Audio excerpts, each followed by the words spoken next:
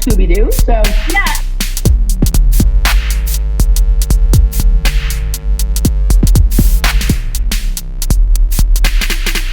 Hey, everybody, welcome back. I'm Emily Moyer. Danny Katz is here with me. 30 minutes ago, I was like, oh my God, am I going to be able to do this? But lights, camera, action. Here I am. This is Words episode number 60. Danny Katz. Thursday? It's Thursday afternoon. I didn't even know what day it was. I did that in the grocery store today because I was going to pay for my little caffeinated beverage and I had Cash Fridays in my mind. And I went to pull out cash and I'm like, wait a minute, is it Thursday or Friday? And he's like, I think it's Thursday. And I'm like, okay, we can use the card today. What I have.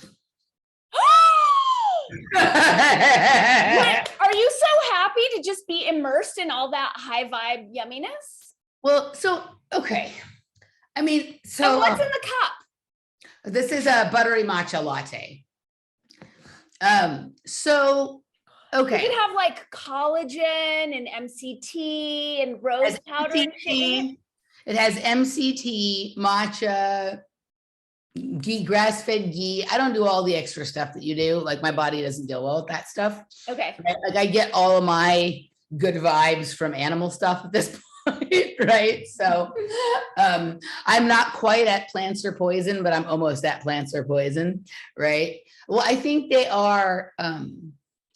So I think we're using them wrong. I don't think they're literally poison, though they would like us to think that. Like, I don't think we're supposed to digest them. I think we're supposed to use them in tonics and elixirs and whatnot for the most part, right?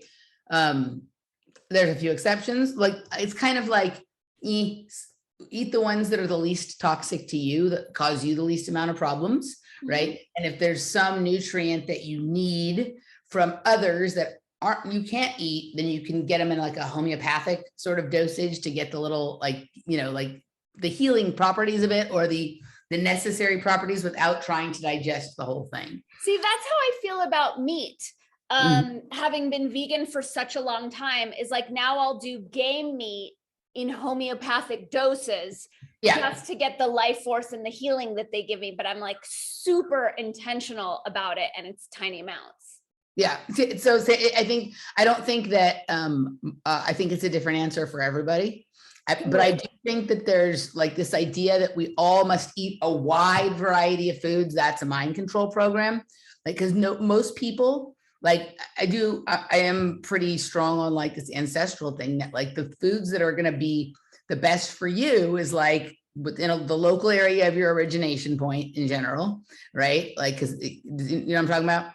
Like where you're born? Yeah. So like, I think there's a couple ways you can look at it. Like in some cases, it could be like literally where your family, your ancestors are from. Like that's the way what some people do, and others just where you grew up because you're more accustomed to those pollens, those, you know, all that kind of stuff. Right. And that you really shouldn't eat things from, some people say 50 miles, some say 500 miles, things that don't grow in that zone. Right. So like this idea that like, oh, now that we can eat all these foods from all over the world that we should, like, I'm not sure that's a good idea, even though I like all those foods, right? Like, I don't know that our body, like, I think that there was like most back before we had all this shit, people ate what was in their local environment, which was usually like the 5 same foods most of the time. And during certain seasons, there'd be a few extras and those were treats and they had a little bit of them. And that was kind of it, right? And now it's like, you know, we've been through all these new, like, just like there's been like weight loss or diet fads with low fat or low this or whatever. There's also been this like other thing that isn't so much about weight loss, but is about health, or supposedly about health. That is like, you want to have a wide variety, a vast, you know, amount of different things that you eat. And I don't know that that was right. Right. I think like your body does well with certain things. And I think that evolves over time as well. Right. So you should have a rotating sort of set of things that like, you know, like I have 5 or 6 staple foods that work well for me all the time. And then there's a few other foods that are great as long as I just do them occasionally. And then these other ones, they're kind of harder for me, but I like them. So just a treat or whatever. Right. So I think there's a balance that's slightly different for each person, and what the makeup of those things are would be different for each person. But this idea that we should just have like 500 different foods in our pantry or refrigerator at all time, and we should be eating from all of them, I think that has led a lot of us astray. Interesting. I mean, I went through a few years of being a creature of habit and eating, you know, just a very small array of the same things all the time. And now I actually just thought of it because I bought zucchini, which is not something that I normally eat, and realizing that my body is doing better with the variety. It's learning how to process and assimilate different foods in different ways. So I feel like because I was a creature of habit for such a long time, but I think it's very unique to the individual. And I also think it's important to not get stuck in any one way and to be willing to switch it up throughout the course of a lifetime. Correct. It should be evolved. So what you said, like you had gotten down to this very small amount of foods, and if you stepped it all outside of it, then it was not good, right? So I think that like, and I've been there too. I've been at the vast array. I've been at the eating the same two things. And I think there's like, you know, a point on the scale for each person. And I think that it's like, you know, it's important to test yourself, just like one needs to have like metabolic flexibility. You need to have like digestive flexibility and assimilation flexibility. And like, you know, while you're trying to sort out what that is for you, you have your core foods that you know are good for you. Then you test a new food, wait a few days, you test another food, and you test another. And then when you have like a little bit bigger, that can become your core. You can have 10 then instead of 5, right? But it's not like just more variety is better necessarily. It's like the right variety. It's kind of like going to a party. It's like parties that have too many people aren't fun, and parties that don't have enough people, but you want like just the right combination or variety, and the party can be amazing. Yeah. Right. So, so that, and yeah, and I think also there's like a reason and a season for all of that. And I think like sometimes it's good to come back down to just a couple things, and other times it's good to expand for a while. And then I think it's also important that we have times where we're like not actually worrying about it. It's like, I'm just like, I'm traveling and I'm eating what's good or what's available or what's offered to me, or I'm tired of thinking about this all the time. So I'm just taking a break for a while. I think all of those things are part of challenging your body for something new all the time. And then there's a few things where just like, it just never works, right? There's like a few foods that like, no matter how much you might want them to work, it's just like, there's no way around that this one doesn't work, right? Yeah. That's me and cow. Yeah, right. Like, so like, and sometimes it's unfortunate because sometimes it's something you really like, right? Like when you have the moment of recognizing that, oh my God, like half of the foods I like have something tomato in them, and tomato is the cause of most of my problems.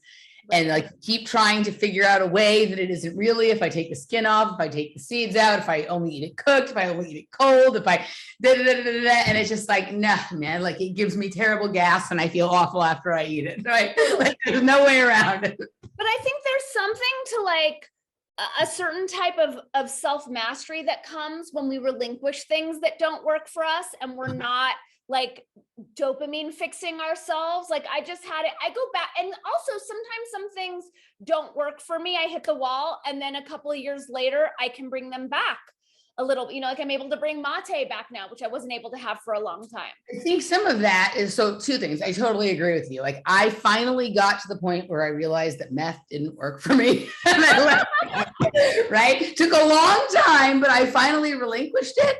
And like for many years, it was like, okay, that was not good for me. And I stopped doing it. And now I'm like, you know what? There was a lot of really interesting experiences, and I don't think all of them were bad.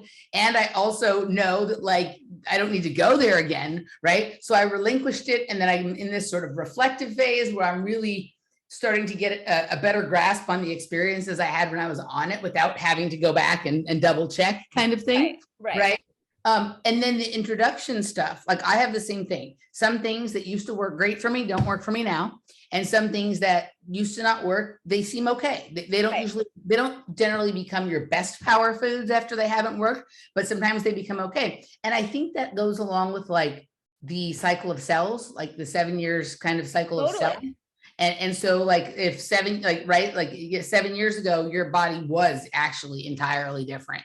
Right. And so that like every few years is a good time to go back and check on a food that either, you know, has some properties that would be good for you if you could handle it, or that you just really like, you can check. And it's always best to do that checking starting from the place of like, my digestion is really in order. So I'm going to eat this and see what happens. And if there's a problem, I know it's that. Not trying it when you're all fucked up with a bunch of others. Yeah. I will say that eggs are something that go in and out of my life, and I've had serious allergies to. And in like right now, and probably for the past year, they are a power food for me. I go in and out with eggs too. But I'm also starting to get to the point where it's very, very dependent on the egg, right? So when you say you have, just in case you guys didn't know that Words is now a nutrition show, well, most Emily's vacation reality, right? We've had a complete redesign. We look the same, but you know, our cells have turned over. So when you say you've had allergies to eggs, how does that allergy skin stuff like itchy, like eczema? Okay. And then right now, when you're saying it's a power food, like in what way? What do you think it gives me energy? It's a good source of protein. I can have a hard-boiled egg for a whole meal and it'll keep me going. It's really easy for me to digest. Yep. It's one of the most filling foods, a hard-boiled egg, right? Yep. It's also great food to drink on a night out at a bar. Great food to drink. Great food to eat if you're drinking cocktails, right? A lot of times when you're out drinking, you get into eating food that is like creates a bigger problem and whatever. But I used to live around the corner from Kohl's in downtown Los Angeles, you know, the famous French dip place. And they have great like classic cocktails, but they had pickled eggs at their bar. And that was my favorite drinking snack. I love that, right? Because it's just some protein, a little bit of fat, and you can keep going. And then you're not like, oh my God, I hate myself the next day. Because not only did I have 3,000 million carbs in the drinks, but I also had 3,000 million carbs in the chips and salsa or whatever, right? Kind of thing. Yeah, so that's a good one. Okay, so with the eggs, so I get into this a lot of times with clients, right? It's one of the main foods that that I test a lot. And there's a lot of people who like both things, who are convinced eggs are good for them. And it turns out really not. And who are convinced eggs are not good for them. And it turns out, oh, it's okay. Yeah. Right. But I also like, so for me, I don't have things with the skin based on eggs. The thing that happens for me is sometimes like my body feels just off, like a little toxic, like in the joints, joint pain kind of thing. Yeah. Or I have trouble keeping them down, right? Like when I say that, I don't mean throwing up. I mean more like spitting up like a baby, right? I don't feel sick. It doesn't hurt my stomach. It doesn't have heartburn. Just my body's like literally not accepting it. Like almost as if, you know, when you put something in your mouth, it just tastes terrible and you feel like you have to spit it out. That's how I'm with anything sugary, like dates or figs, or like my body's just like, we don't want this. Yeah. So this is like the same thing, but just from the stomach instead of the mouth, right? Yeah. But what I have found is the darker the yolk of the egg, the less likely I am to have any of the not happy responses from the body. So how do you discern that when it's not cracked open? You can't. So the only way to discern it is find a source of eggs where they're dark orange and then go back to that over and over and over. Yeah. And then the other thing is sometimes for a lot of people, it's the whites of the egg that is a problem. And the yolk, especially if it's a dark orange yolk, is like a really tremendous source of the best kind of cholesterol that is like excellent for your hormones, excellent for every mood, sex hormones, metabolism, everything. So just eat it raw. Just crack the egg open, separate off the white, eat the dark yolk raw, and they give you a lot of energy and they can be temporarily filling. And it gives you the good part of the egg without the part that I actually think that, like, I'm just getting intuitively in my body. When you do have skin issues, for you, it's the white, right? Like I feel it because I was thinking about eating the egg white and I started to feel like the dry scaliness of skin on myself, right? So makes sense. Anywho, so we found like a source that had like 99.99% of the time, the yolks are dark orange. And if they're not the darkest, they're still darker than most of the other ones on the market.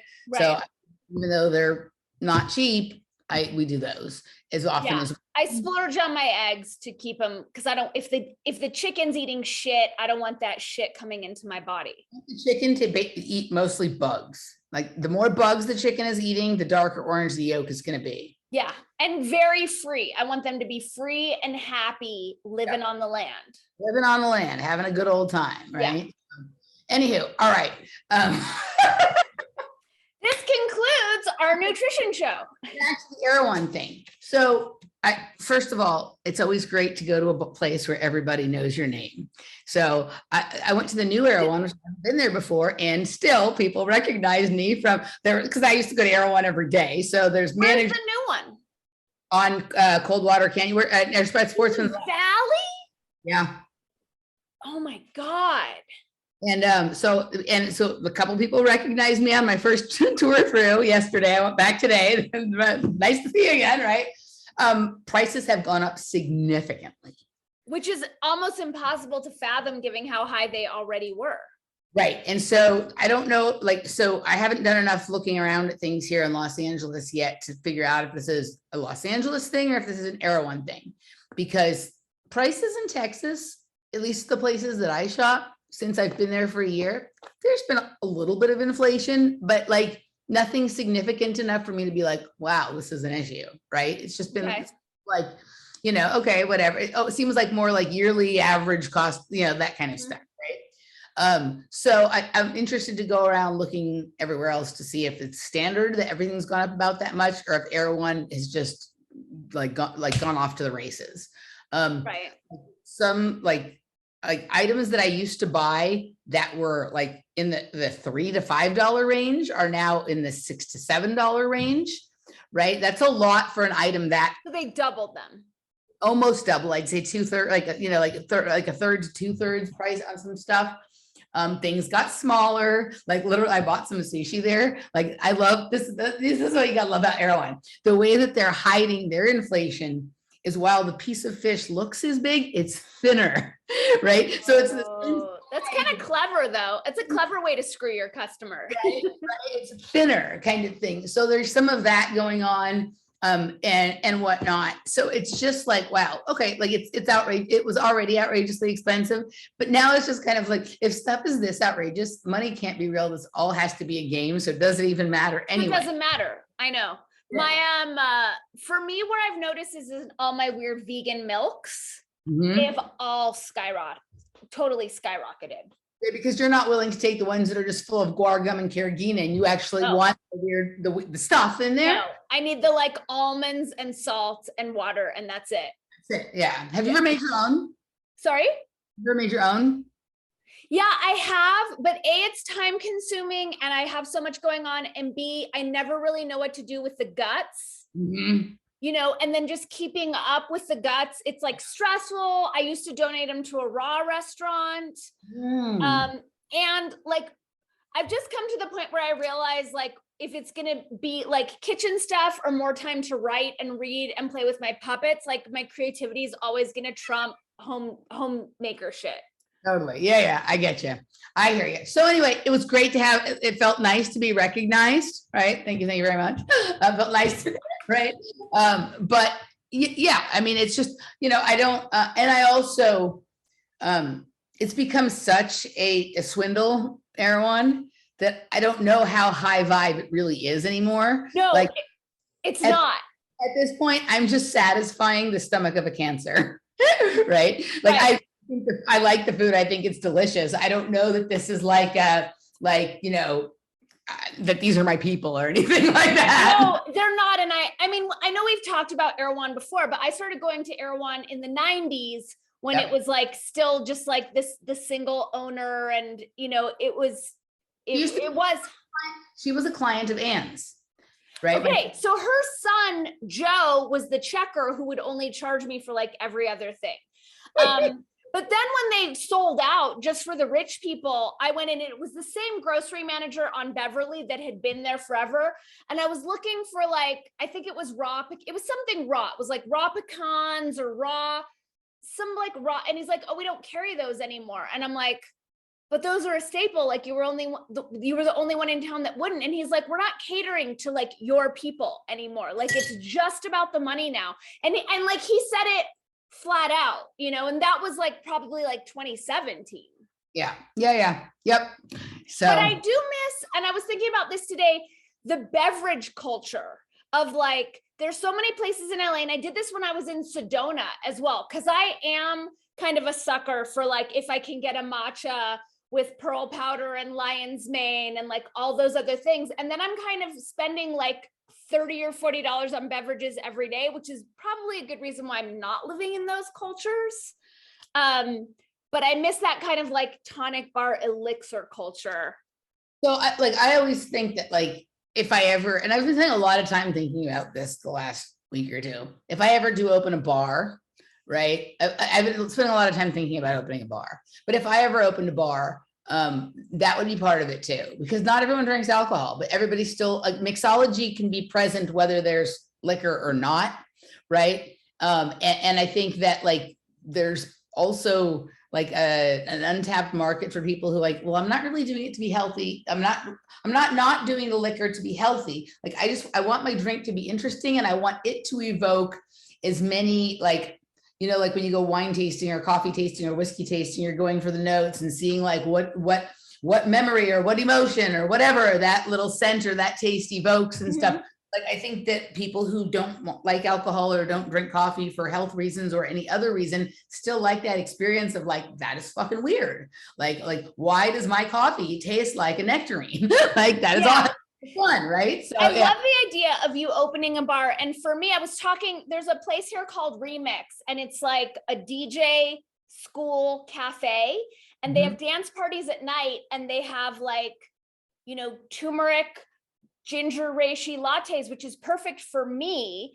And for me, what, like, it's less about taste and flavor for me. It's more about how can I alter and tinker and alchemize my consciousness.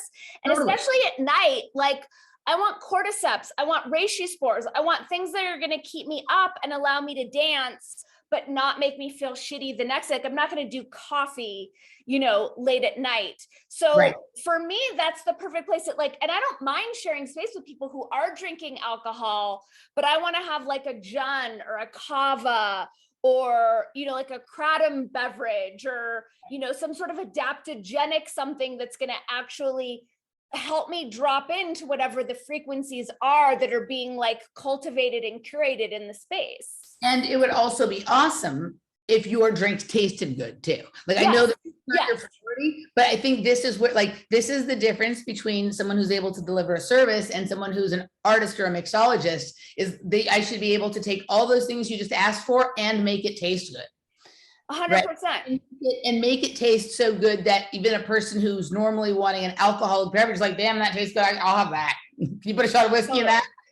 Or whatever, right? Totally. So I like that stuff, right? I like all of that, like the sort of, we went whiskey tasting when Jeff was visiting right before we went out of town, right? And we went to Treaty Oak in, which is about half an hour outside of Austin, right? And we did this VIP tasting, right? So we got to taste 5 different single barrel whiskeys. And do like all these notes and that kind of stuff. And then we got to have like a wax dip bottle from whichever barrel we wanted to tap, right? Based on what we tasted. And there was one whiskey that I didn't end up choosing that as the one I wanted a full bottle from, because it's not the one that I liked the best, but it was the one that was the most intriguing to me in terms of as soon as I tasted it, it made me smell red vines. Like when you would remember when you were little and you'd open the package of red vines, that smell.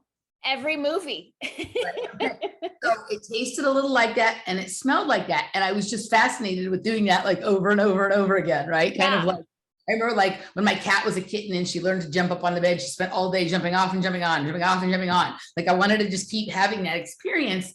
And it wasn't one of the notes that they had put listed that they think you'll find there.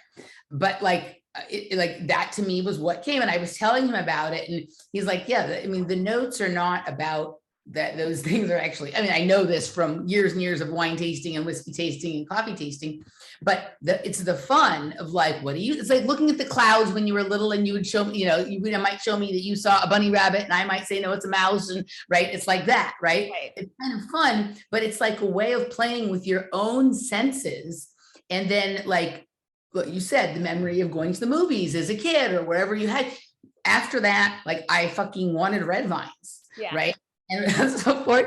I figured the best I could do, I found Red Vines has an organic version now that at least has real sugar, no food coloring, and no corn syrup. And they happened to have it in the airport on the way to Mexico. So I bought the Red Vines and I ate them, right? But that is a really cool thing you can do with these types of distilled or extracted beverages and concoctions. Right. Is person is going to find something else in it that they appreciate or don't, right? So yeah.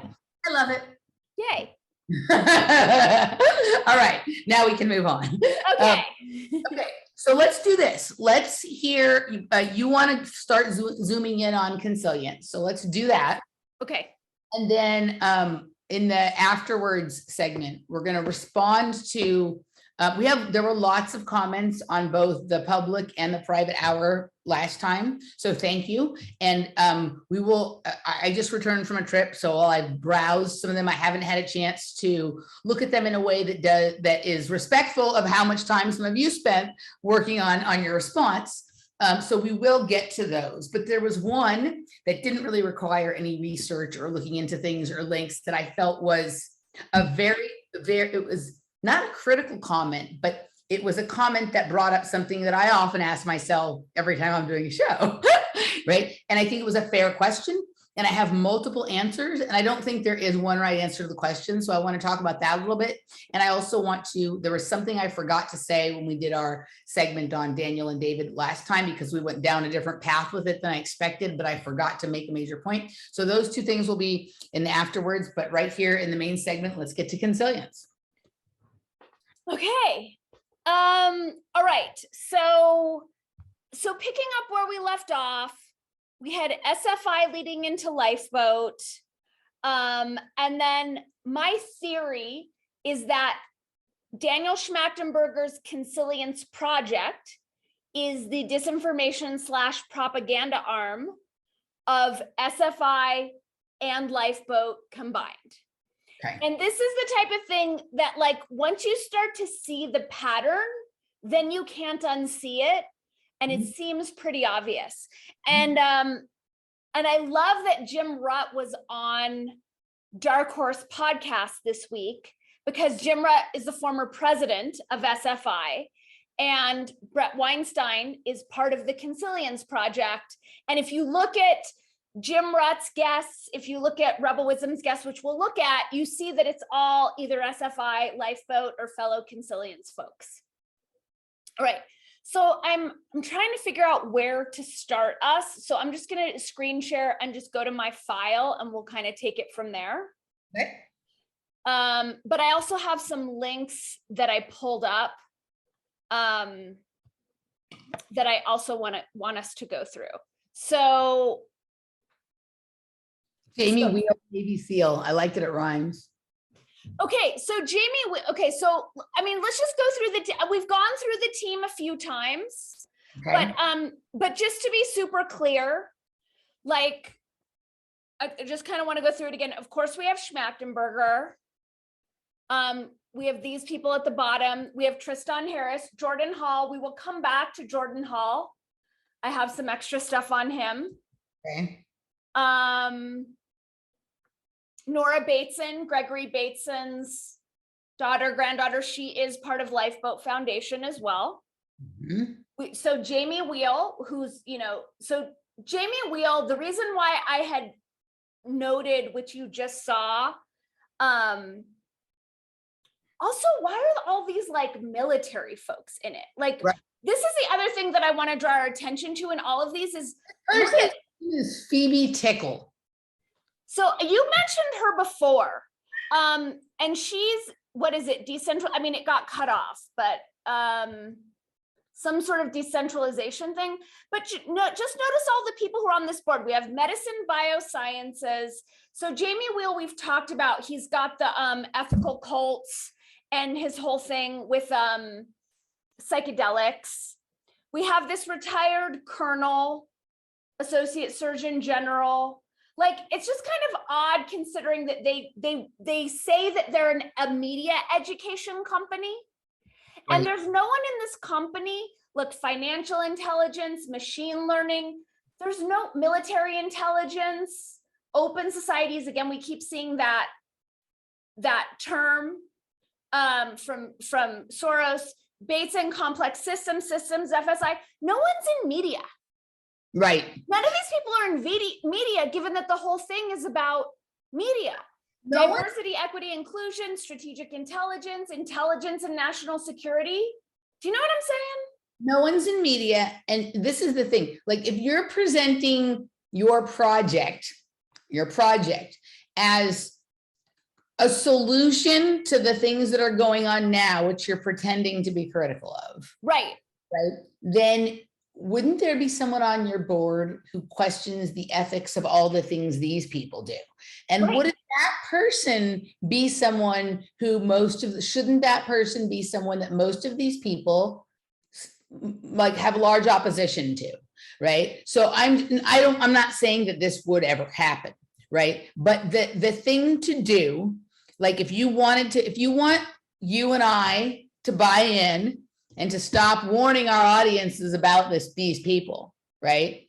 Like bring us on, or James Corbett or Melissa Melton from Truth Stream Media or Richard Grove, or there's a handful of people that I think are sort of trusted and respected even by people within our own communities that disagree with them on one topic or another or whatnot. They've been around for a while, they do good research, and they'll ask some questions, right? So I understand that like you and I may be a little too direct or a little bit too much mashugana or whatever for something like that. But someone who's poised and polished and white and male could do it. And someone who's going to, or just whatever, and get up there and be able to, say, I'm, and here's the other thing, right? Like, why are people like, where's the person who's like, I don't know if we want to base our company around people who were like dumb enough to fall for the, defend your country, join the military thing per se. Now, you and I both know that there's different roles in the military that are about intelligence, that they don't actually think that they're defending their country when they go into them, right? Right.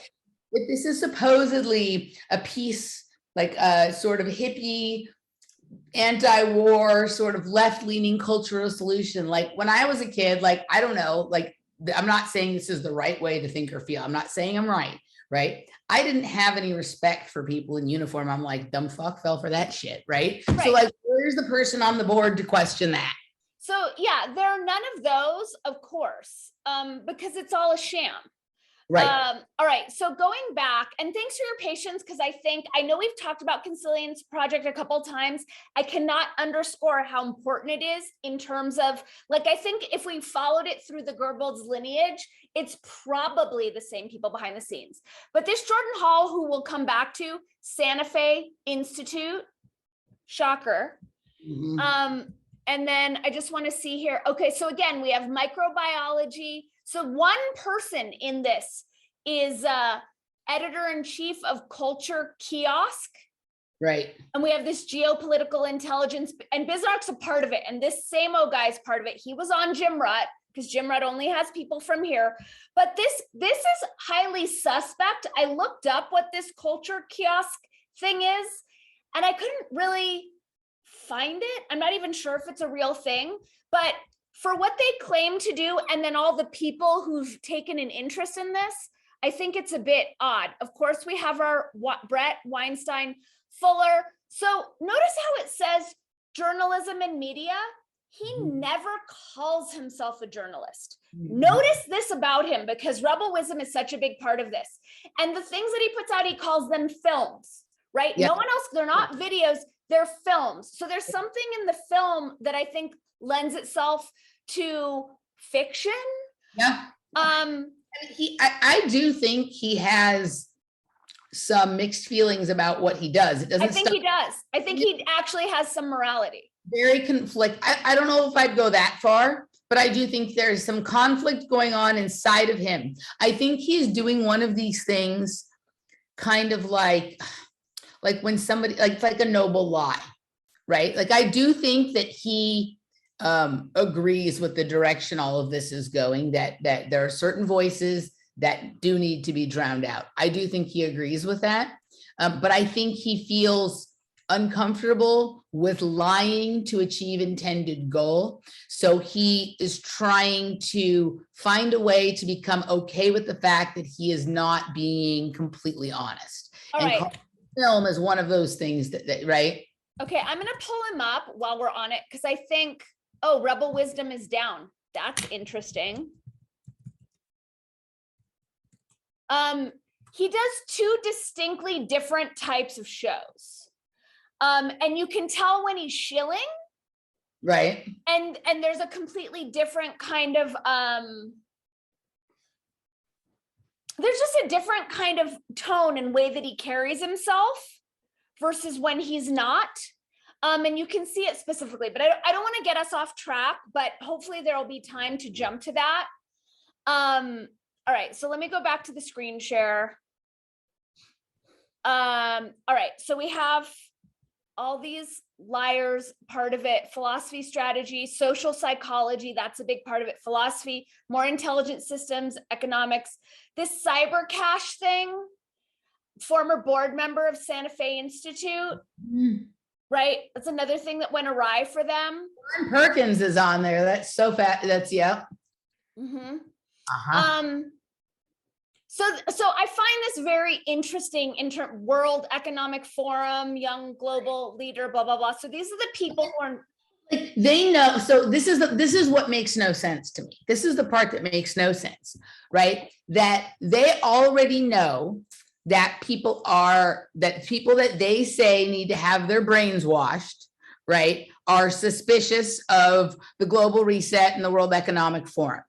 So the part that I don't understand is like, wouldn't you just like try to evade the questions that you and I might have about something like that by not putting on the board someone from the world, or at least what's so weird is how it's so out in the open. And I think it speaks to their hubris. And I also think it speaks to, like, you know, if I'm guessing how David got sucked into this is, again, pleading to people's ego and saying like, well, we're intellectually superior, so we know best how to steer culture. And then people are so excited to be part of this intellectual elite. It's almost like they're trying really hard to convince people that they've been part of all of that and they recognize that that is wrong, but that they are, because they were part of that, they are wise in the ways of the world that will make them somewhat like it's what this is. It's the synthesis, right? They're trying to grab some catchphrases and ideas like decentralization and whatever that will pull people who've kind of gone off the reservation. And they also want to, for some reason, maintain the respect of people who run the reservation. So they're like, you know, it's the synthesis. It's the consilience. Okay, right? so I want to come back to that. Well, you know what? Let me do it now because I just found this, and like these tabs have been open for so long that like me keeping track of why. Wait, sorry guys, you don't need to see my email. Let me get to the tab because I found something really interesting about Consilience. Eyes look much more green today than they normally look. Your eyes?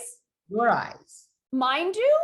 Yeah, like your eyes are brownish hazel generally, but they change a lot. Yeah, but today they look much more green. That's interesting. Okay. That is interesting. They do that. Shit, I'm trying to find this Consilience thing that I just found it before we started the show. Oh, here it is. Okay. Ta-da! I mean, I'm a super shapeshifter. Okay, yeah. So this guy is. You see your reptilian slit too. Really? So I've been working with my new reptilian puppet collection. Okay, so this guy we're on the Lifeboat Foundation Advisory Memorial Board, Kenneth W. Harris. He's dead, but he founded the Consilience group. Mm-hmm. Do you see that? Yep. Okay, so I'm going to click it because this is obviously a little bit different, but there is definitely something to this Consilience. And I don't think so now it's gone. So Rebel Wisdom is down. Wait, this is not accidental. Rebel Wisdom is down, and the link that was there last time you looked is now gone. Shocker. Right. So here's my thoughts. Shocker. So, when you are torn between something, and you'll say something like, I'm of two minds about this, Yes. or how am I going to reconcile knowing this on one hand, but feeling this way on the other hand? Well, the answer would be, if you reconcile them, you've reached consilience. Consilience. You have found a way to become David Fuller, to know something is wrong, but to be okay with it anyway. Well, yes. And I mean, David Fuller is doing what Consilience is doing, and we'll go deeper into it in a second, which is flat out fucking lying and demonizing people who think differently, but criticizing that in the media space in such a way that it makes it seem like he and they are not doing that because they're calling it out and saying this is bad faith communication.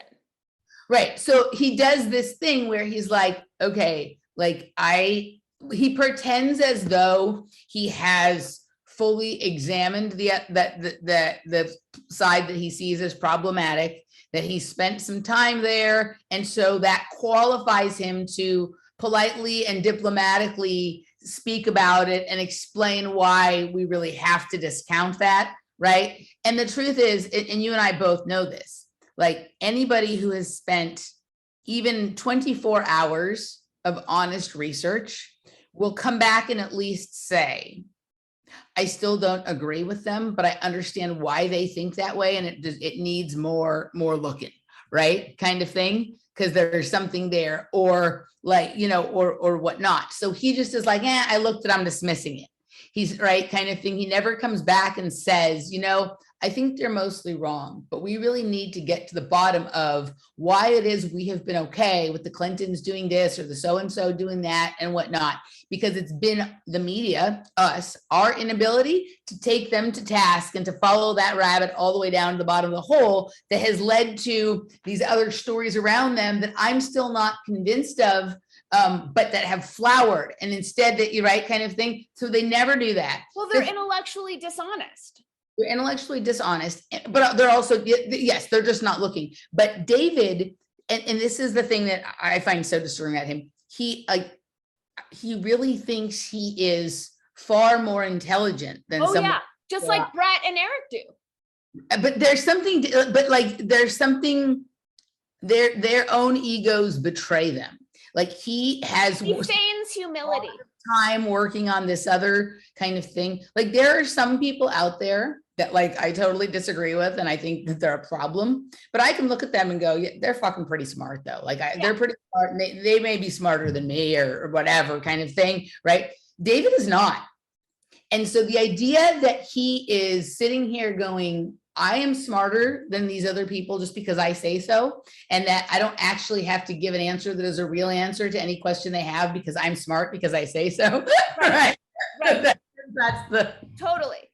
Okay, so I'm like in this moment, I'm tempted to jump to my Rebel Wisdom, that chart that I made in Jordan Hall, but I want to break down how Consilience Project is a propaganda arm. Are you feeling one or the other? Let's do the Consilience thing, and then we'll go to the rape. Okay, level. Cool. So let me pull it up again. I got so much shit open. Okay, we've got it. Okay, sharing the screen. Okay, so Consilience Project as propaganda arm. So they put out these articles. We don't make propaganda, they do. And this is one thing that you will notice as our audience, as we start to track how all these Consilience Project people are on podcasts and writing articles, 99% of them are about propaganda. We just saw how none of them are actually qualified to be telling us about propaganda, but that is the function of Consilience Project. So I pulled some pieces from these articles. Redefinitions of propaganda. They're telling us what it is. And I made some notes. Okay, so when free speech started to really be infringed upon and it was affecting my life what I heard most frequently from people on the left was, it's not censorship if the government isn't doing it. Right. Okay, so this is what they're doing here. Propaganda is any media product that has been deliberately designed and distributed by or for a political group in order to cause political action. No, that's flat out fucking false. And one thing that you'll notice on the Consilience project is that there are no authors attributed to their lies and bullshit and doublespeak, but they will offer many citations in all of their articles as though they're well researched. And 99% of those citations are other Consilience project articles with no authir. Reads an article and says from timcast.com. Yeah, whatever. Exactly. So these are just some of the lies. So they're claiming to be good faith educators. Those seeking in good faith to serve as educators become also almost impossible to distinguish from those seeking to serve as culture warriors. I'm not even sure why I underlined that, but okay. Propaganda must be understood as distinct from related phenomena such as disinformation, conspiracy theories, fake news, and other features of our damage information. Commons, propaganda, and advertising are also distinct. Lies. Propaganda and advertising are not distinct, and propaganda is not unrelated to disinformation, fake news. It's all the same. All of their articles about propaganda are filled with such propaganda fucking lies. I don't know if you could tell, but it really pisses me off. And it claims that it's just for education purposes. Look at all the people who are their advisory board. They're just there to educate people out of the goodness of their heart. So that's the claim, and that it's not for profit and there's no other ulterior motives going on with Consilience project, which I think is one of the most dangerous operations, organizations, cabals out there right now. I think we cannot underscore how dangerous that they are. Okay, so going to my links about this, let me just make sure I have the right ones. Okay, so there was this one piece about David Fuller. So I pulled up Rebel Wisdom just to kind of see what was going on his website. And I found on his website this, which I hope everyone can see. And he had this. So this was advertising Jordan Hall and guests. We've already established that Jordan Hall is part of Santa Fe Institute. And then it just said at the bottom of his website, previous guests including Ellen McGilchrist, Daniel Schmactenberger, Noah Bateson, Douglas Rushkoff, John I don't know how to pronounce that, and John McWhorter. So I was like, okay, he just threw all these out. Let me look all of them up. Every single person he mentioned, we have John McWhorter here, SFI. Douglas Rushkoff down here, Lifeboat Foundation. Nora Bateson, Consilience Project, she's also Lifeboat. We have John whatever, also Consilience Project. Schmactenberger, we know that he's both Lifeboat and Santa Fe Institute. So there's actually no one mentioned here who's not part of this trifecta of psyop. So it's we're honing in on. Circle jerk of self-contained flatulence again. 100%. And then just the last piece from this little section, Jordan Hall, Santa Fe Institute trustee, also partnered with Neurohacker Collective and Qualia, which is Daniel Schmachtenberger, what put him on map, right? Co-founder Neurohacker Collective with Schmack. So are we starting to see how these are all interrelated, inextricably bound? Yeah, no, I mean, I think you have this scenario, so there's a couple of things, right? You have like a working group that is trying to convince everybody that their work is noble by referring as evidence that it is to other people in the group that are trying to convince the public, right? And then it's also a lot of this, like, you can prove the Bible proves God's existence, right? So like kind of thing, like, right? So, it's it's not really different than like any other religion, government, or mind control operation at all. It's exactly the same, right? I looked up the Consilience group on my phone. Okay. And it's the weirdest thing I've ever seen on a Google return. There's no like it just looks like this Consilience group. Usually there's like more information than that. But there's a phone number and they open at 9 a.m. tomorrow morning. You have to call. Okay. So, but I think this Consilience group is different. I think it's different, but notice that it's coming out of Lifeboat, and both that Ken guy who started it and Schmacky are higher ups at Lifeboat Foundation. I'm wondering if Consilience group, whatever this guy Ken started, didn't move into Consilience project. Because we've said there's something about that word that I do feel is significant. What I'm saying is I think there's more than one Consilience group. I think so too. I think so too. Take a look, but I think that there may be something to that as well, because Michael and I, when you have multiple things with the same thing going on, there's some kind of connection. I'm going to look into it when we're not on the air a little bit more, because there's some interesting things popping up here. Yeah, no, I mean, I think this is problematic on like a number of levels. You use the P word. You hate that word. I hate that word, right? But it's almost like there's no, because 99% of the people that are going to be reached by the media products that these people are creating are not going to understand so much that these people are connected. Right. That's the point of these shows right now, is to show everyone how you can't deny it. The only like what's weird is that like it's almost like they're trying to expose it in their own shit in some weird way, because David Fuller has all of them on, and now it looks like Brett's going to be having. They all have all of them on. If you look at Jim Rutt's show list and David Fuller's, it's only Consilience, SFI Lifeboat. There are no exceptions. If you really think about it, like this is, I think we're in the final stages of their op.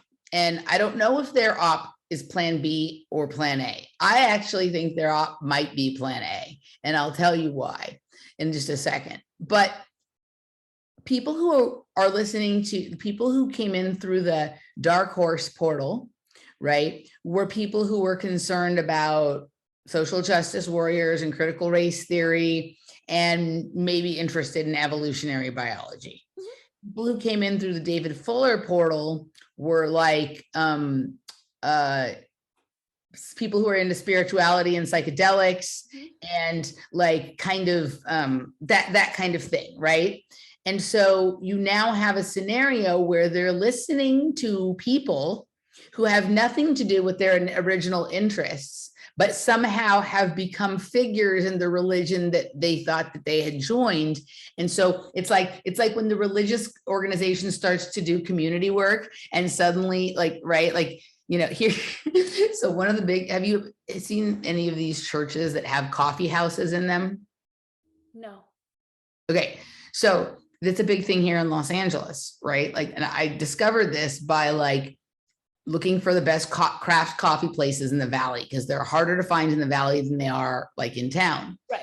And the two best coffee places in the entire San Fernando Valley are affiliated with churches. One of them is actually inside of a church, and the other is has one location in a church, and this one's not, but it's related to the church. Mm-hmm. And I think what I figured out is churches figured out that you can fundraise and not pay taxes based on doing something like this, maybe. Okay. Right. They have great coffee. Like they have all the good coffee that I like from all the other places. But it's one of these things that like, okay, so if I go to the one that's inside the church, because that's actually the best one, the one that's inside the church. If I go there enough times, maybe I'll get into a conversation with somebody, and right. And, and then that person will talk to me about coffee or whatever I'm interested in. And the slow roll will be getting me to entertain conversations about, God or religion, even if it's from like an intellectual perspective, as opposed to like a religious perspective. Coffee's the Trojan horse. Coffee is the Trojan horse. And it's just like slowly warming me up to it. Right. Kind of thing. So it's kind of like that. Right. It's kind of like that. It's not even kind of. I think it's very deliberate and calculated and strategized to be like that. And it's pinpointing these people who fancy themselves the intellectual elite and they're smarter than everyone. And it's playing into that of like, oh, these poor dumb people.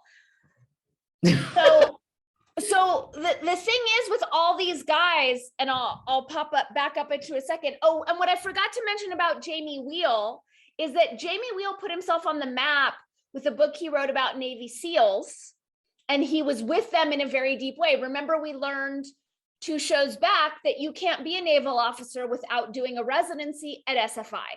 Right. So even though I haven't directly connected Jamie Wheel to SFI, if he was immersed with Navy SEALs for as long as he was to write the book, and he's doing all this with all these Lifeboat Consilience people, and he's Consilience, I think, it looks pretty, it looks like there's an association there.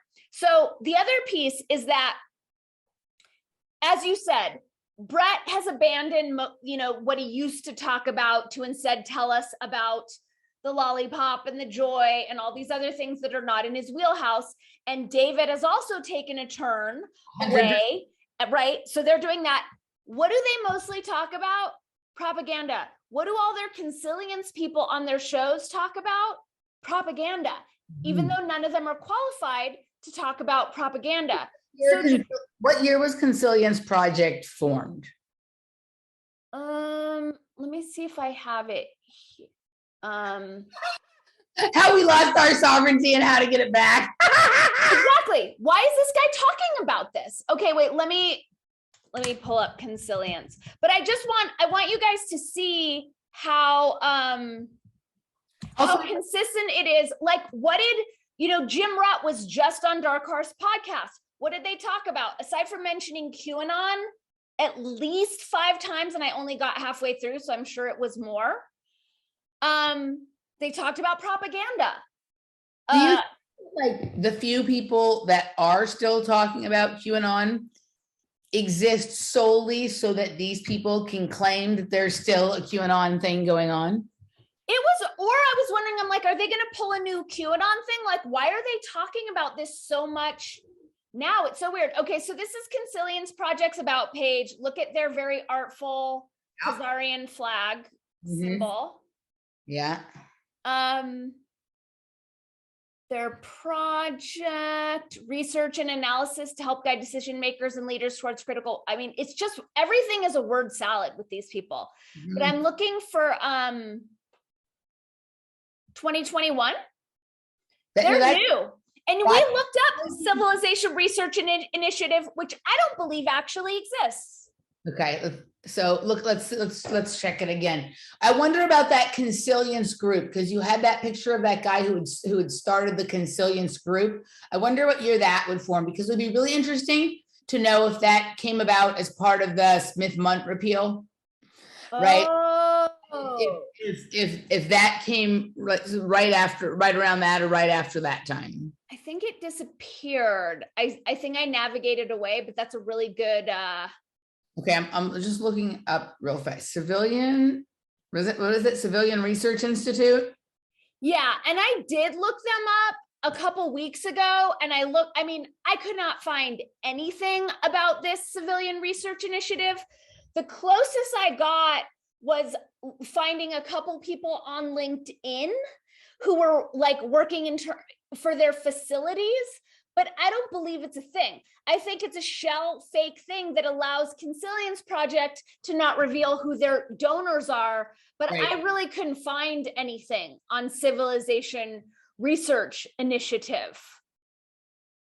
I'm not buying it. Also, the other thing to notice is like even on this Dark Horse with Jim Rutt and literally every David Fuller, they're always dropping Daniel Schmachtenberger's name. Like they're really predictive programming, seeding the landscape with just the repetition of his name. All right. So I looked up Civilian Research Initiative. Mm-hmm. No, nothing came up. But there's nothing. It's not a thing. Listen to what this is. What came up was Minerva Research Initiative, and it says this is a part of the Department of Defense, and Shocker. It's the Defense Education Institution and Civilian University Research Partnership mission to increase DoD social science expertise. And that came up as connected to this? When I searched Civilian Research Institute, it didn't say it's not available or anything like that. That Minerva thing came up top. That is so weird. Okay, so. Okay, wait. So let me just I just want to get through these last pieces. If that's cool. So this guy, he's a big piece of it, this Samo Berja, and he's part of Consilience project. And you and I talked about this offline, Emily. Mm-hmm. He's claiming to have this contrarian view on Ukraine, Russia. Right. And it's contrarian and off topic in the same way that Brett and Heather were like, the lab leak. They're pulling the same op with this guy who's still running the primary narratives.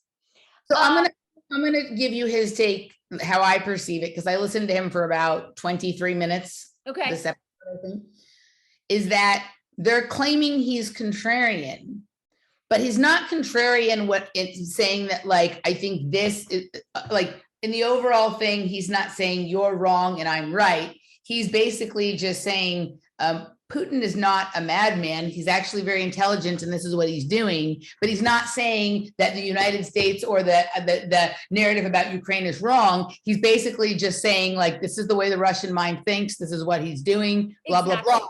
And there's that's opposition. No, it's just clear thinking about what's happening. About, like, right. So is that your takeaway too? Well, that was my takeaway. But he also, I mean, I ended up taking notes on that show. And there was quite a bit of, I mean, I won't take the time. I mean, I did time code the clips, but there was a bunch of disinformation that was folded into it about, like, World War I and right. how there was no economic, he was saying there's no economic profit in war. I think that was a big piece of his disinformation. But yeah, like, he was running the same narrative, but it was like you said, it was just like this kind of ancillary thing to disagree on. But then he showed up on Jimrut with the same thing. Like, it's all this insular circuit that they're running together. Yeah. They're all smelling each other's farts, basically, and saying it's brilliant. Totally. Guess what each other ate for dinner that produced the aroma of that fart? Like the opposite of what we were talking about earlier with creating these little experiences through sensory, whatever. Like, they're going for the refuse, man. Totally. Exactly. Okay. So the last piece, just to, like, put the cherry on top of the picture, is this guy. I'm not quite sure what this is. Oh, that's not it. So this guy, Zach Stein, he's also part of the Consilience project. Oops, that just got erased. So Zach Stein is another one of these neurohacker guys, but he's also doing the rounds on telling everyone about propaganda, education. Like, you've got all these neurohacker philosophy guys all of a sudden claiming expertise on propaganda and flipping it as part of how they propagandize us. Right. Because they, like, oh, no, the person who warned us about propaganda is not going to propagandize us, right? So they're talking about propaganda now before they slip back into their real role, which is whatever thing they think they're expert at, right? But it's weird. Notice how they've all ditched what they're supposedly experts at. Back to it. Right. But it's interesting how they've all taken on this role as propaganda experts, including Brett and Heather, and none of them are. Right. So, but this is kind of like where people get into, and it's funny because they'll do it with these people and not with they'll do it like with like Alex Jones, right? Obviously, Alex Jones will say something, will tell you about propaganda, and he'll tell you not to believe him, to do your own research. And people will say, well, yeah, he's just saying that because, you know, by saying that, people will believe him, because if he didn't want them to do their own research, he wouldn't say, go do your own research. So they'll say that about Alex Jones, but they're doing the same thing, right? So in Alex Jones, like we talked about last time, the longer this goes on, the closer to batting 1,000 he becomes. You know what I mean? It's you know, but they're gonna go back to what their chosen topic, what the thing that they were so we have to be careful not to make the mistake to think that the thing that drew our attention to them was the reason that they were chosen. They were all chosen for a reason, and for some people it's going to be the thing that first attracted us to it that they may return to, and with others it's going to be some area that they're going to move into, right? Kind of thing, like the CRT or the social justice warrior, or, you know, whatever CRT kind of stuff is what attracted us to Brett and Heather. It's what got everyone's attention, but they're really evolutionary biologists. Right. And they give us a little display of their biology know-how during this pandemic, but now they're talking about propaganda. So like people be like, wow, they warned us not to fall for this other thing. So why would they warn us if they're just going to do it ourselves? And then they're gonna slip in the poison pill, which is like, this is the good vaccine, you can take this one. Blah, blah, blah. And the reason we know how is because, like, this is not gonna, you know, I think he just had a show the other day, and I haven't had a chance to watch it yet, that was like, did we take the wrong vaccine? I'm going to invite you to be mindful of your language because we're on YouTube now. Oh, thank you. No problem. We take the wrong lollipop? Did we enjoy the watermelon instead of the cherry or whatever? Right. Okay. So wait, so they literally said that? I didn't listen to it yet because, like, I almost don't listen to anything anymore. I just look at the titles of shit. But let me just go find it and show. Just but you know what was worth listening to though? Mo Fax and Adam Curry did a 3-hour breakdown of the fake Chris Rock, Will Smith op and tied it into Quincy Jones as like the cleanup man, and tied him into like Tupac's death and Biggie's death, and like how he's their handlers, and like they did such a great job. That is really worth listening to. Okay, so let me just see if I'm able to, okay, here we go.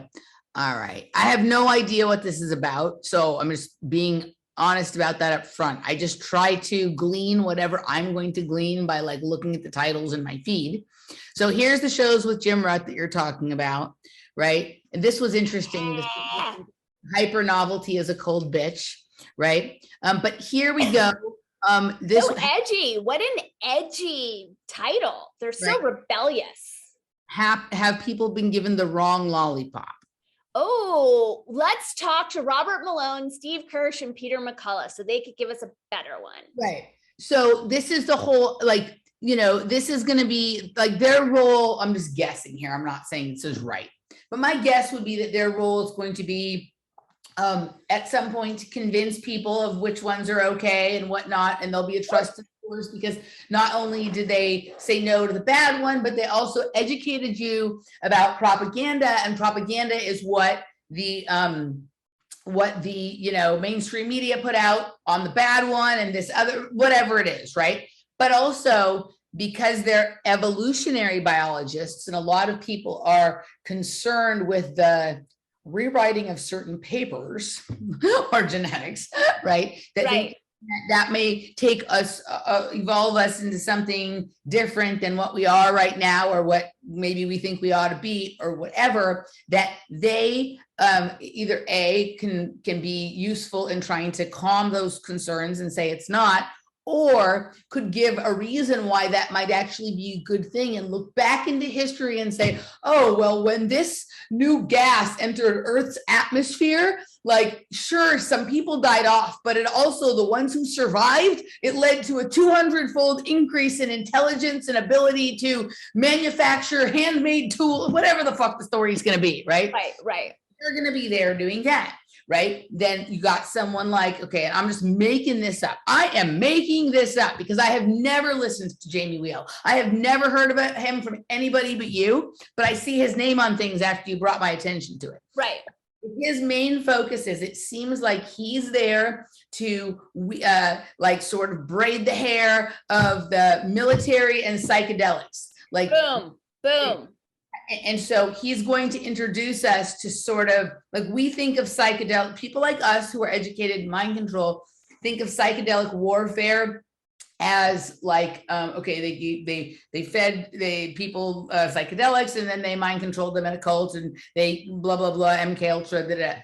I think what he's there to do is to introduce this idea that psychedelics can give us an advantage in warfare, and what we think of as like more battlefield warfare. Ooh. In terms of like this, like, I think that's where that's eventually going to go, right? That we're going to be starting these cults. We're going to have ethical cults. We're going to raise children in them, and we're going to have I'm making this up. I'm not saying this is like just a scenario I'm making up. Maybe it's true. Children are going to be raised in these cults, and these cults are going to be mushroom eating cults or ayahuasca drinking cults or whatever it is. And these are going to have tremendous visual acuity, and they're going to be able to see into other realms, because what we're going to be dealing with in the future is hyperdimensional warfare, right? And we need people practiced at navigating those spaces in order to protect the home dimension. It's not going to be a land anymore. It's going to be, I'm making this up, right? But it's just like, so you'll have stuff like that. And then I'm trying to think if there's, I've never listened. I don't even know what Jordan Hall really does. I'm trying to think of one other person from this shit show that I know what they do. Which other ones do I know what they do? Tristan Harris, you know. Tristan Harris. Like, I don't, that's going to be like the, you know, I think he's just there with the more ethical social media kind of thing. Well, the one thing about Harris, which is a through line, and by the way, Jordan Hall goes by Jordan Greenhall and Jordan Hall. He's changed his name, and it's kind of hard to track him. But Tristan Harris, I think he planted the seed, which you will hear Jim Rutt, Jordan Hall, Daniel, you'll hear all of them talk about, which is that we're all being controlled by AI and social media, and we're too feeble-minded to realize that social media is running us, which is why we can't have free speech, because AI doesn't understand nuance or sarcasm, and we don't realize that we've been radicalized as QAnon, alt-right Nazis.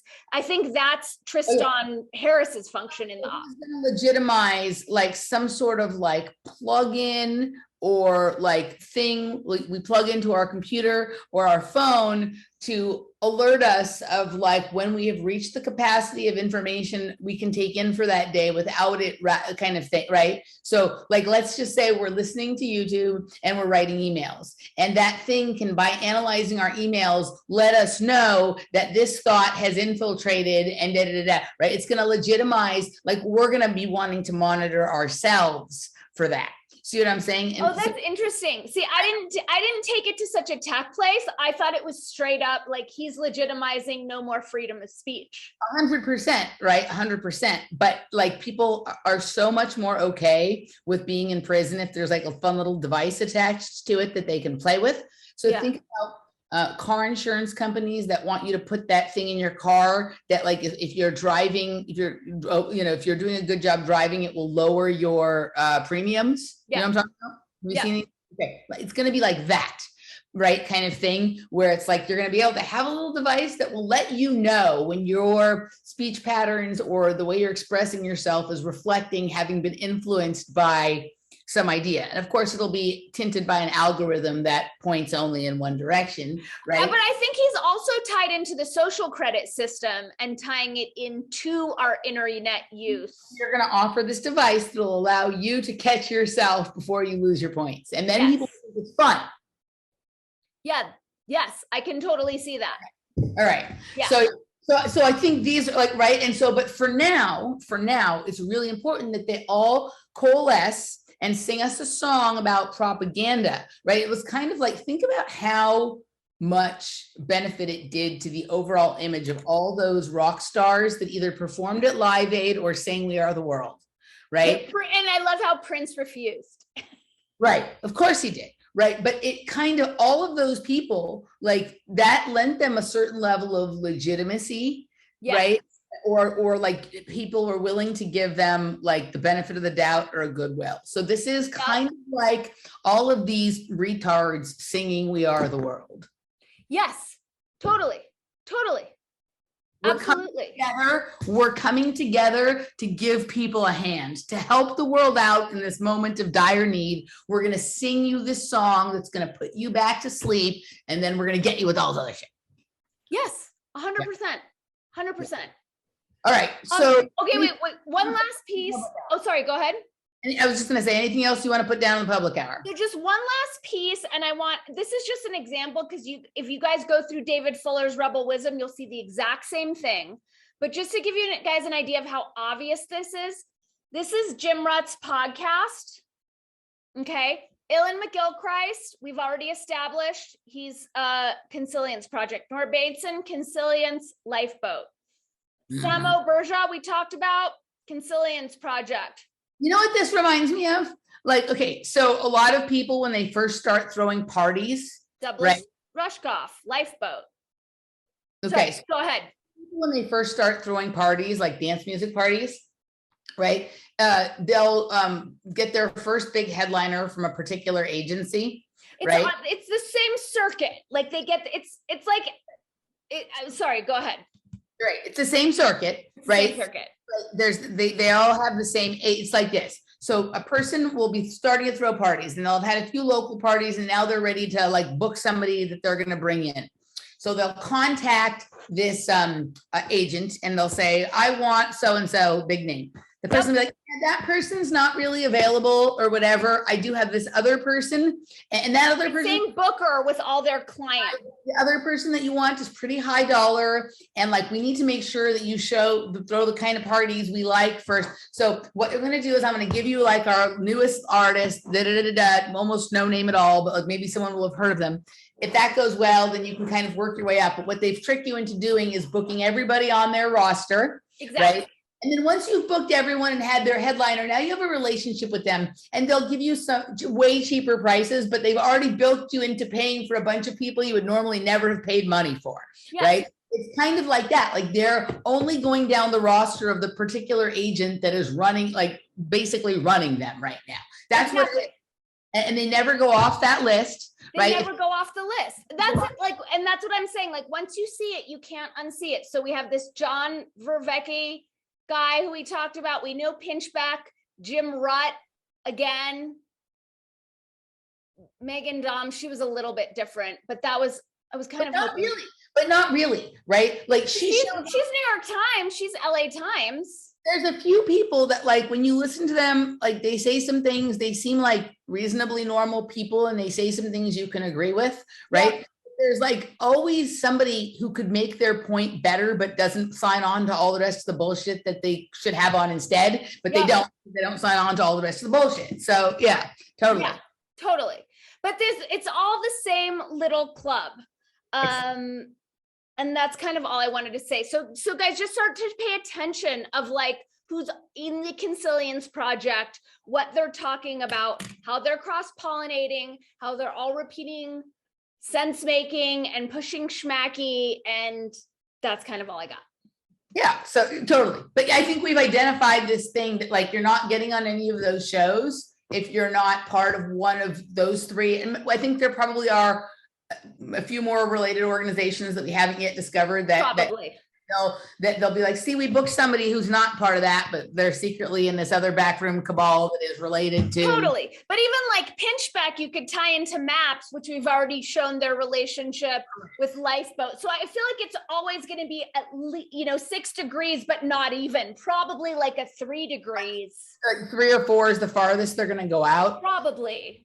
I think that it's 6 degrees has gotten a little too dangerous. That's where they've gotten into someone who doesn't quite play ball, right? So I think 3 or 4 is as far as they can go right now. And also Rogan, like we haven't tied Rogan to any of these, but if you look at Rogan's guests, similar through line.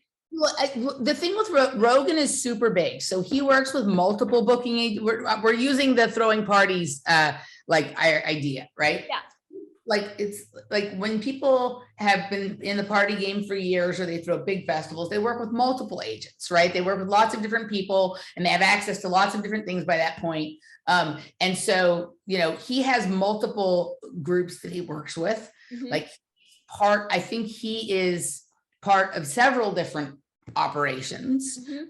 Because he's a man of many color. Like he serves a lot of purposes. Yeah, and his net is cast way wider. Right. Way so wider. Like, let's say his circle has 6 segments, and right. And this part is kind of one segment, maybe overlaps into a second segment based on his own personal interests and things like that. But yes, he gets more leeway. His leash is longer. His leash is longer, and he is allowed to go to the 6 degrees space. Yeah, totally. Right? He's the most important person to maintain legitimacy for them. Totally. Okay, one last thing before we go, and I know this is so long, but I just wanted to share this one piece, and then this kind of ties up this whole longer thing, is we're back on Lifeboat now, and this is their executive staff. So this is the name to really pay attention to. Have you heard of him, Emily? Philip Van Nitterveld. No, but I think I saw him on one of the other pages you showed earlier. He's been on the other pages. So check this out. He's international spokesperson, but when we scroll down, he's director of Informational Transparency Division. Okay. And this goes the bunkers division. Totally. But this is the thing. So I look him up, and this is the same pattern we see with all of them. Virtual reality specialist. He's a futurist, right? He's big with nanotech. Again, nanotech expert. No fucking background in media at all. But once again, we have a scientist who's presenting himself as the information transparency overlord, right? I mean, his name makes me think of, go back to his page, go back to the Lifeboat page right there. When I see his name, Van Nitterveld, it makes me think of Dinevenbelt from the Law Man on the High Castle. And Dinevenbelt means the next world. That's what Dinevenbelt or Niebenvelt, I can never remember how it says. It means the next world, like the new world, right? The next world. And it was the name that they had for their project or their machine that they were trying to send people to the other universe. And it was in an underground bunker. Did you I'll show you I did try to watch that because you urged me to, but I can't with all the creepy. But I did see 5 or 6 episodes. Stop the screen share. I'm just going to show you a real quick. So I'm not going to go the route that ties it to the glass bead game, but that route is there too. I'm going to do the route that sticks to what we're talking about here. But this is what it looks like. So this is the word Dinevenbelt, right? Dinevenbelt. And I'm going to screen share so you can see here. Dinevenbelt means the next world, the other world, right? And this is what the machine kind of looks like. Wait, the list of, okay, so it's a machine, it's not a person. It's a machine. It's a tunnel in an underground bunker, right? That they were trying to send, they were experimenting, sending Jewish people through. Okay, so go back, just go back real quick. I wonder if we went through that list of Nazi science and technologies, how many of those science and technologies would also line up with names of people on the boards of Lifeboat? Right. Oh, that's really good. Yes. Right? Yes. Yeah. Okay. So that's, these lists right here, this is a wiki fandom list, which probably means it's real. Right. But that's what it makes me think. And if you look at this from right here, it looks like a keyhole. Key. Right. Here's the key. And what they were doing is they were sending Jews. They were using Jews to try this. And most of them were coming back either really maimed or dead. Because the deal was basically that it only actually worked to send someone over if they didn't exist in the other reality. If the person already existed in the other reality. So if there's another world, and as long as there was no Danny Katz in, then if they sent Danny Katz over, you'd be able to go. Well, as soon as you said that, I'm envisioning these ovens and were they really ovens? Right. And that, right. Which then also there's so many layers you can get to with it, but that person's name, as soon as I saw it, it made me think Dinevenbelt. right? Intuitively, this guy, because I've been digging on him, and intuitively, I just feel like this guy's got to be into some really evil shit. I haven't found anything super damning, but that's just my gut. There's one more weird thing about it, and I'm going to be a little bit cryptic about it. But he also looks remarkably like someone you used to spend a lot of time with and know very well. Really? Yeah, take another look. Do we have a picture of this guy? I'm trying not to betray your confidence here. Oh, I know who you're talking about. Yes.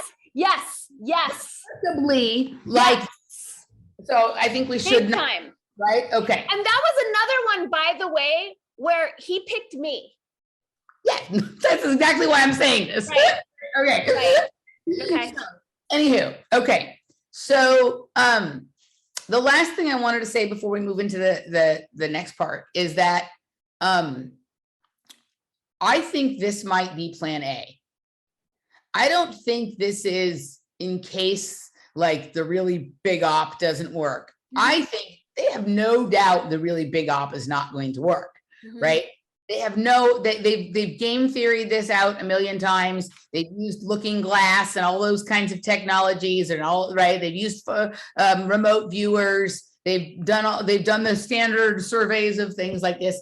They're getting so ridiculous with the shit that they're saying, right? Like in terms of like, okay, the Pfizer CEO said there will be Bluetooth chips in the pills and right kind of thing, like, which isn't exactly the same thing as chips in the lollipop, but you know, right. So they're putting all this stuff out there because this is the real plan. Like this may have always been, they may not have even decided that they needed to have Consilience 10 or 15 or 20 years ago because the other thing wasn't going to work. This may have been the plan all along because this is really interesting. Like this gets into super weird shit. Like there's nothing super weird about FEMA camps and chips and pills. That's just tyranny, right? This kind of shit creates all sorts of like novel weirdness that they fucking love, right? That makes sense. Well, and that also lines up with what you were saying, that the first chunk of Plan A was always just an intelligence test that I think people are mistaking for the end game.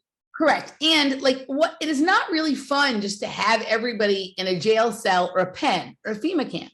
What's really fun is like experimenting in the lab. Let's go back to the lab. Walter, like, I know, let's go back to the lab. It's much more fun to mix this with that and see what happens if you do this and that and the other thing and whatever. And it's probably also like they're fucking loving that we're doing this. And I don't think that means that we should stop, right? Because like, this,